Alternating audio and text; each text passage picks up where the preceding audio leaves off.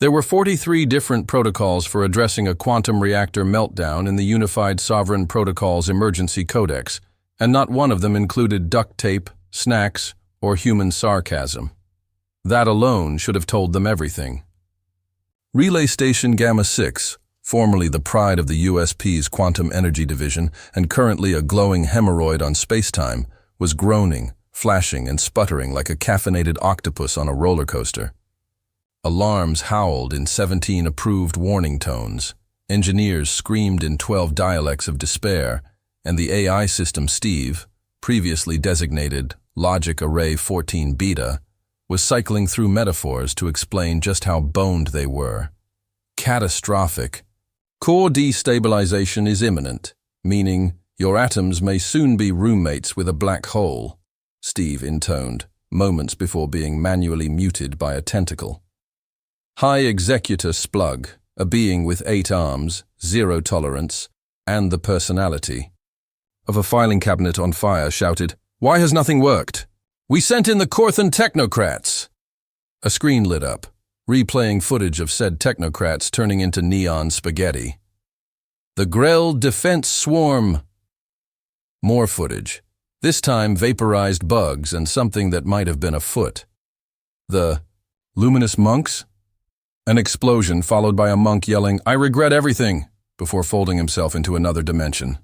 Desperation radiated through the council like bad cologne until one intern, barely more than a slimy noodle with a clipboard, hesitantly raised a limb. "We could try a human?" The silence was biblical. Then came the laughter. Then the panic. Then, against all logic and with several disclaimers, they called her in. Chief Petty Officer Roxy Quinn arrived with a snack bar in her mouth, her duffel bag slung over one shoulder, and a face that said, "None of you are ready for this."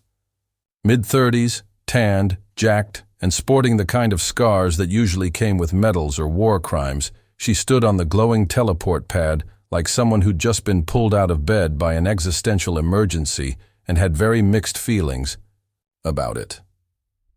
"All right, which one of you nerds broke space this time?" she muttered, biting into her bar and walking past horrified guards like she owned the station. Dr. Crixel, lead quantum engineer and permanent panic enthusiast, gasped when she reached into her duffel and pulled out an espresso machine. "Is that a caffeine synthesizer?" he whimpered. "No, Crixel." "It's Hope," she replied, plugging it into a diagnostic terminal with an adapter made of chewing gum and something that might have been a spoon. Executor Splug burst in with 6 assistants, all waving hazard charts and official paperwork like shields. "You can't just—" "I can, I did." "You're welcome," Roxy snapped, flipping open a folder labeled Quantum Beatdown Volern 2 and slapping a sticker reading Certified Duct Tape Engineer onto her tactical armor. "Steve!" she barked. The AI blipped on, hesitated, then inquired, "Are you the human anomaly?" "Call me Roxy. You and me were going to save the universe and piss off everyone doing it." "Status?" "Probability of success, 0.002%. Probability of unintended reality folding, 67%. Probability of you licking the core stabilizer again, 96%. Solid odds. Prep my umbrella," she grinned. They watched in stunned horror as she unpacked her gear. A quantum-altered duck strapped with sensors, the Duckinator 3000, waddled in and quacked twice. "That means the space-time field is cranky," Roxy explained. A carbon fiber umbrella, decorated with hazard stripes and aggressive stickers like, "Reality can bite me," spun open next. Crixel passed out when she applied peanut butter to the control panel for conductivity and zip-tied a VR headset to the reactor interface. "If it starts glowing purple, just pretend it's normal," she told the technicians before slapping a "Do Not Lick" sticker on the backup generator. "This is blasphemy," Executor Splug muttered. "Nope," she corrected. "This is human problem-solving. Step 1, deny reality. Step 2, insult it into submission. Step 3, snacks."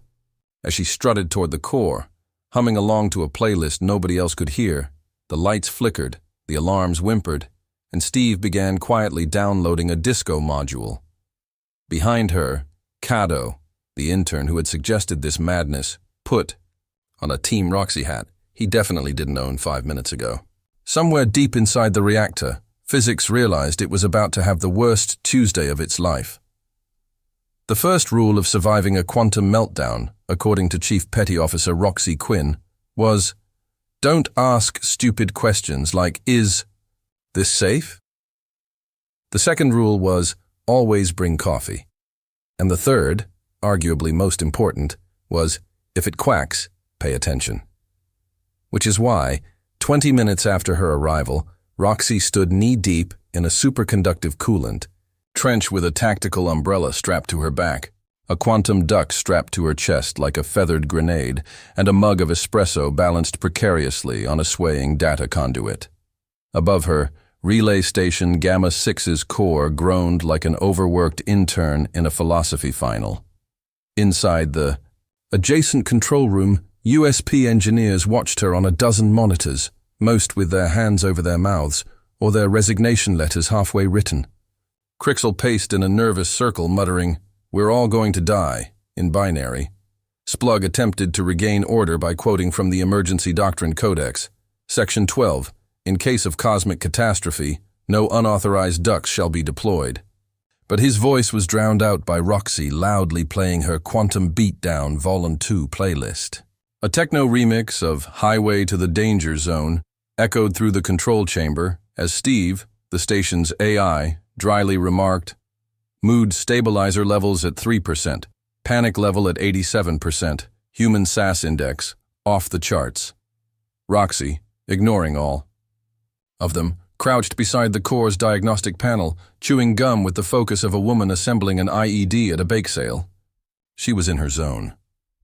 "All right, sweetheart," she said to the glowing, thrumming cylinder of unstable spacetime. "Let's see if I can get you back to not threatening the multiverse."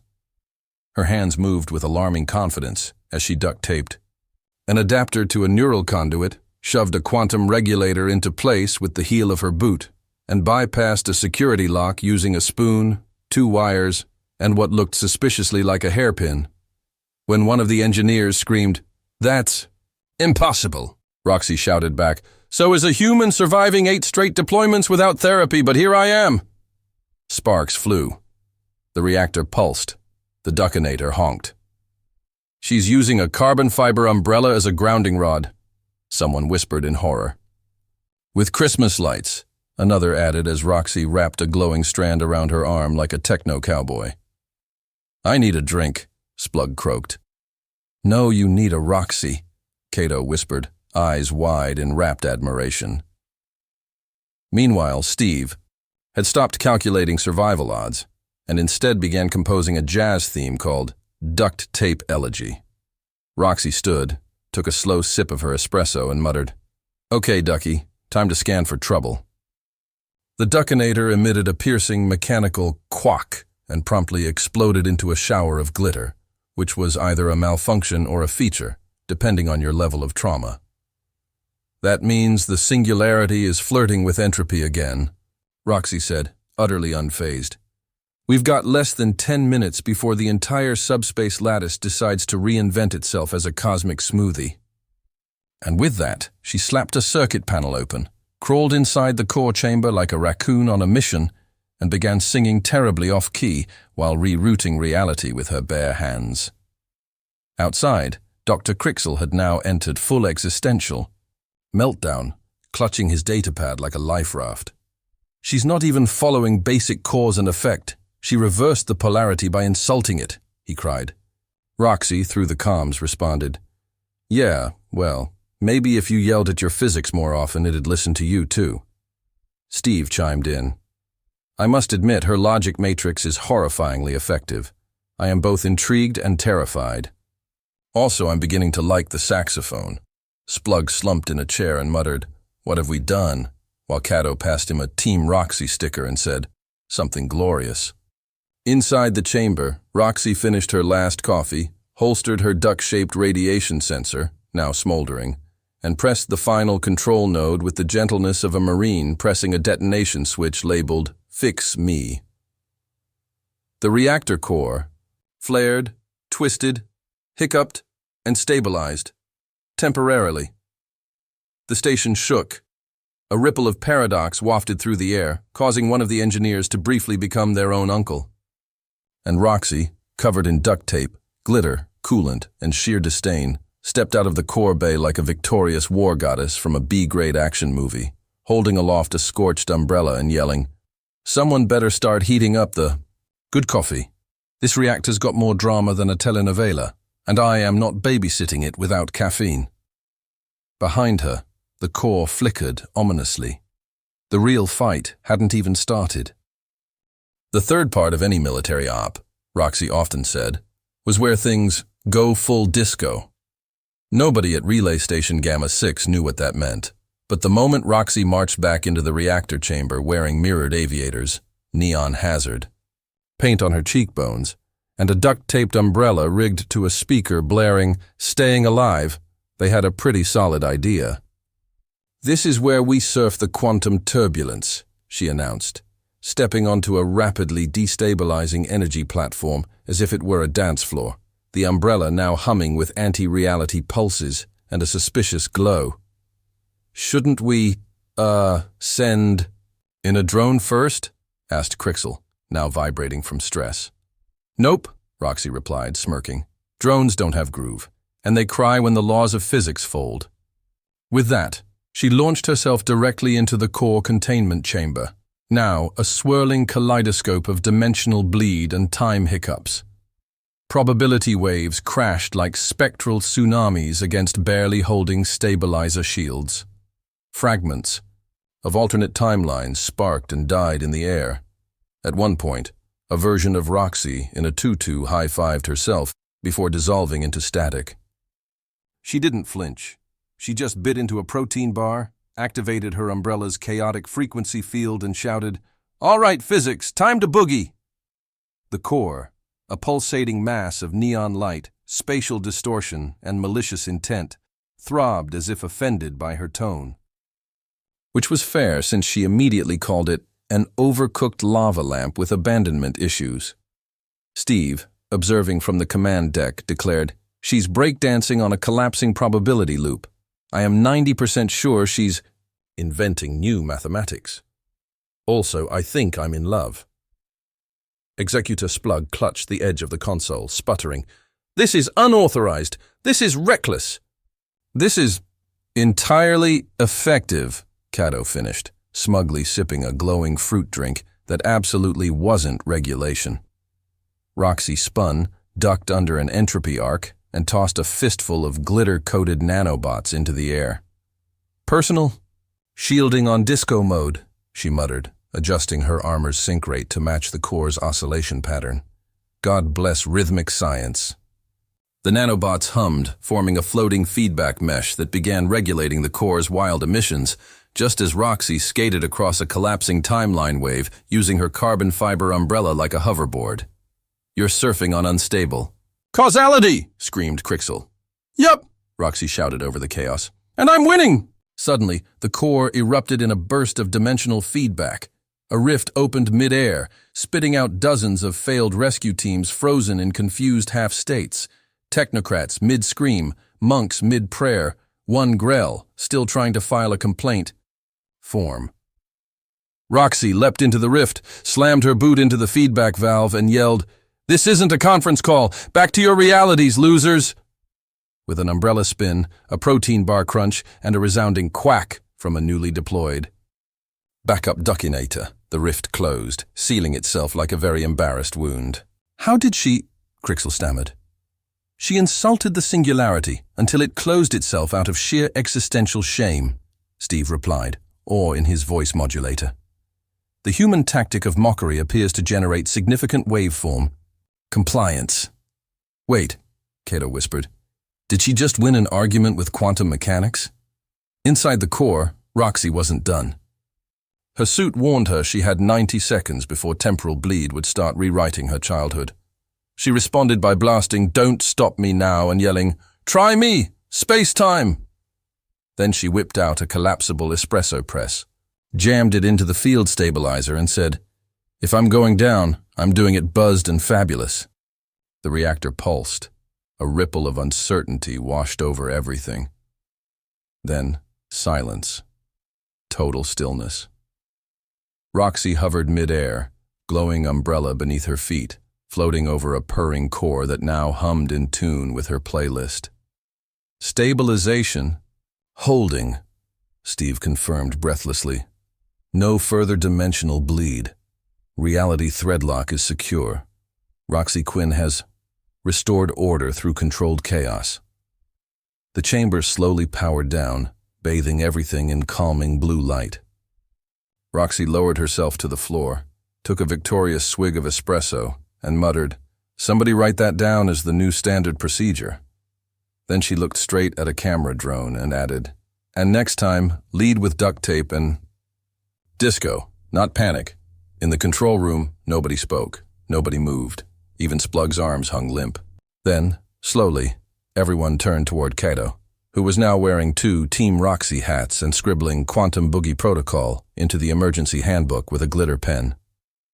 Roxy Quinn emerged from the reactor chamber like a caffeine-drenched storm goddess descending from a bad decision, covered in coolant, glitter, and what might have been a sentient hairball of compressed time.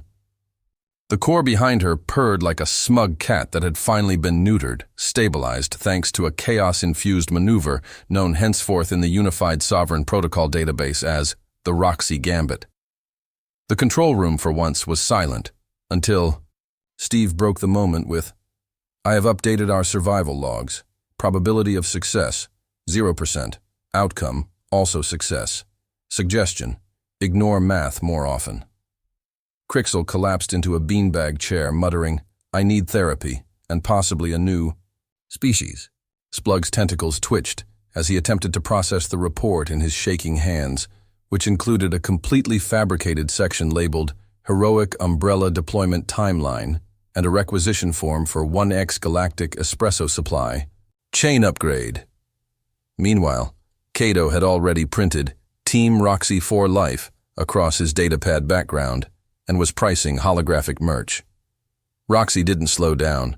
She stomped into the debrief chamber, ripped off her scorched tactical armor, like a WWE champ mid-interview flung her duck, still slightly radioactive, into a containment pen labeled "Science Please," and slapped a steaming mug onto the center of the Galactic Council's polished crystal table, with the force of someone who had just beaten theoretical physics to death with caffeine and attitude.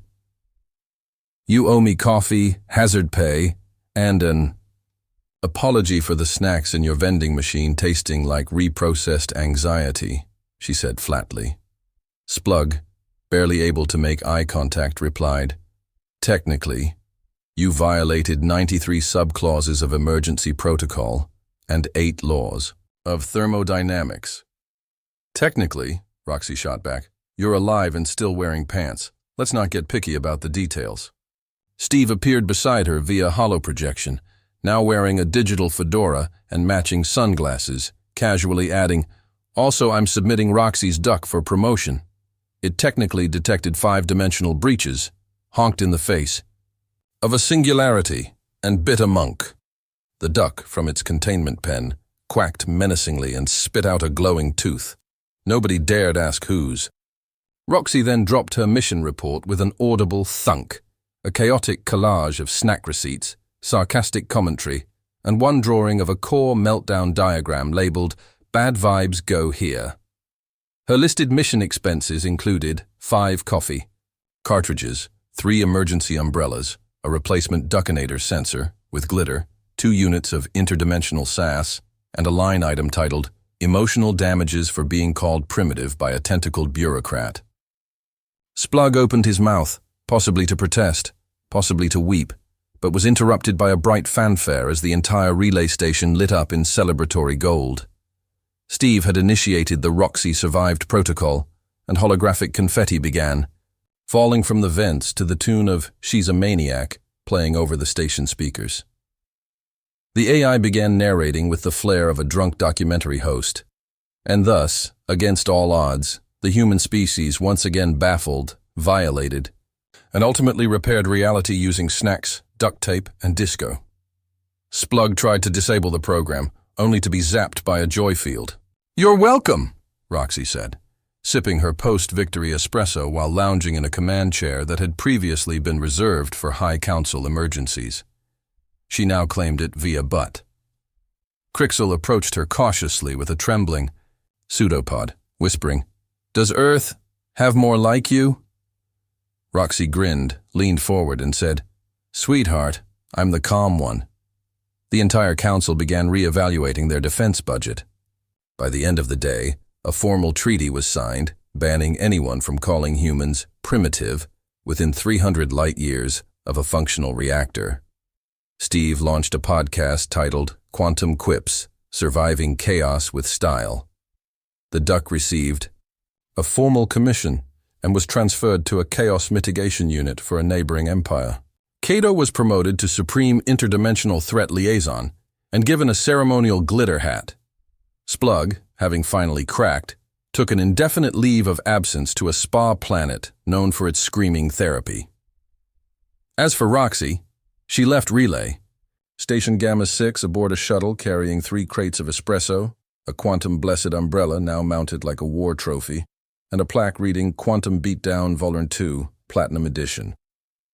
Her final message to the USP, sent with 0 encryption and maximum smugness, read, "Next time your reactor has an existential crisis, don't call me, unless the snacks are better and the coffee doesn't taste like recycled shame." Somewhere, in the cold, glittering vacuum of space, the laws of physics shivered slightly, and the universe quietly agreed not to mess with Roxy Quinn again.